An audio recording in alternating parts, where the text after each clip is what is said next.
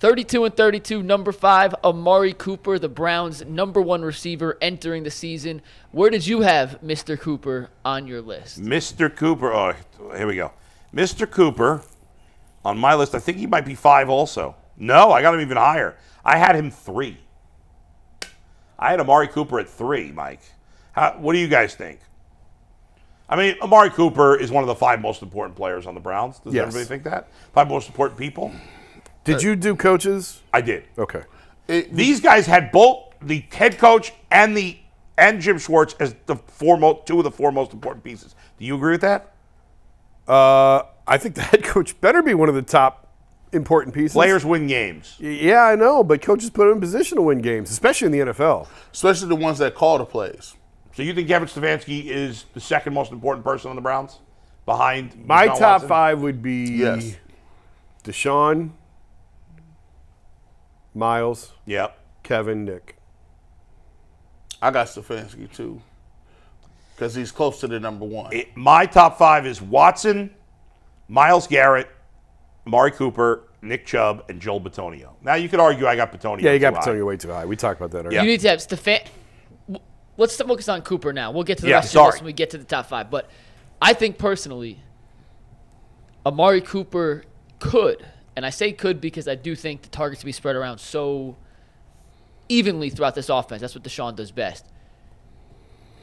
Despite that, could have his biggest season in the history of He's never even his had career. 1,200 He's never yards, had 1,200 yards, so the biggest season for him is not like breaking NFL records. But he's in a place now with Nick Chubb, Elijah Moore, Njoku, DPJ, weapons on the outside, and a quarterback who is as good at extending and creating plays outside of the script as maybe anyone outside of Mahomes. I think he's in for a big season. Big season. That's why I had him at number 5. He's very important to what they do offensively, guys. Obviously, he's by far their best receiver. He's their only proven receiver. And, now he's been up and down in his career. Like, when he came out, you would have thought he would have had a 1,200-yard season by now. And so he's had some up and down moments. For whatever reason, he hasn't played as well on the road. I don't know why that is. You never think – you think about that with baseball players. I don't really think about that with football players. Yeah. Except for maybe quarterbacks in a dome or something like that. But whatever. But Amari Cooper is a great route runner and has great hands and, deserves to be in the top 5, certainly, I think.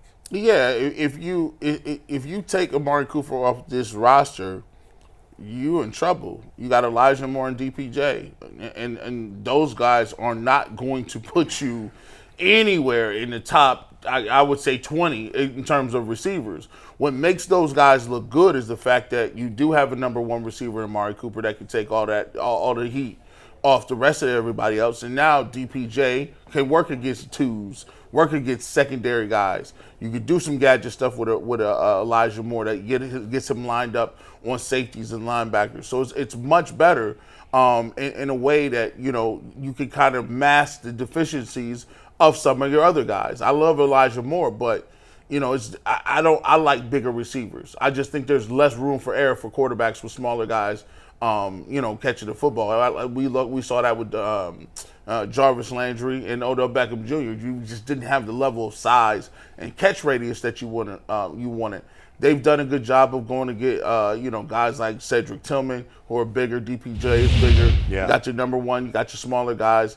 And the speed guys, Marquise Goodwin. So I like Amari Cooper here. I think he's underrated. And by the way, he's quietly had a top 10 season. That season he had last year is a top 10 receiving all time for the Cleveland Browns. Yeah. Which is kind of crazy, right? Yeah. By the way, real quick, Jason, Yeah. speaking of big pass catchers, TJ Hawkinson has just reset the tight end market.